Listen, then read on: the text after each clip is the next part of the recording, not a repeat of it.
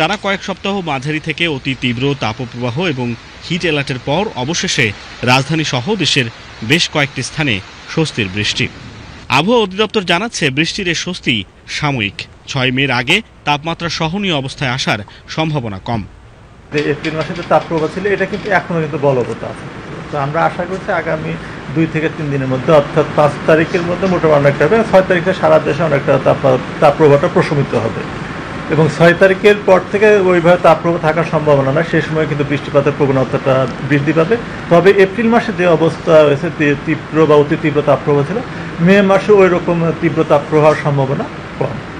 আবহাওয়া অফিস জানিয়েছে, আগামী 24 ঘন্টায় চট্টগ্রাম বিভাগের কিছু কিছু জায়গায়, ঢাকা এবং বরিশাল ও সিলেট বিভাগের 2-1 জায়গায় অস্থায়ী বজ্রসহ বৃষ্টির সম্ভাবনা রয়েছে। তবে সিলেট এবং চট্টগ্রাম বিভাগ ছাড়া রাজশাহী, পাবনা, যশোর, কুষ্টিয়া এবং চুয়াডাঙ্গায় তীব্র তাপপ্রবাহ অব্যাহত রয়েছে।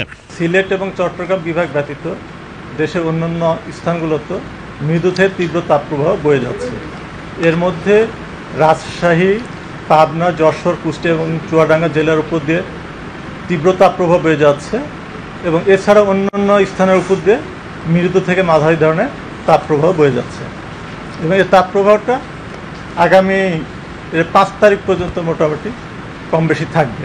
মে মাসের দীর্ঘমেয়াদী পূর্বাভাসে আবহাওয়া অফিস জানিয়েছে, এ মাসে বজ্র ও শিলাবৃষ্টি সহ হালকা থেকে তীব্র কালবৈশাখী ঝড় হতে পারে এবং মাসের মাঝামাঝি 1 থেকে 2টি লঘুচাপ ঘূর্ণিঝড়েও রূপ নিতে পারে।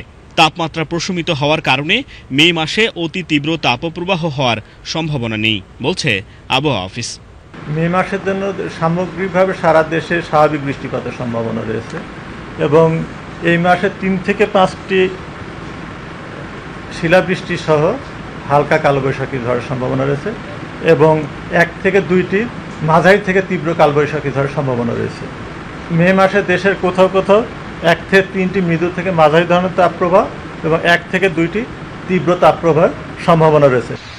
কুমার বিশ্বজিৎ রায়, বাংলাদেশ টেলিভিশন, ঢাকা।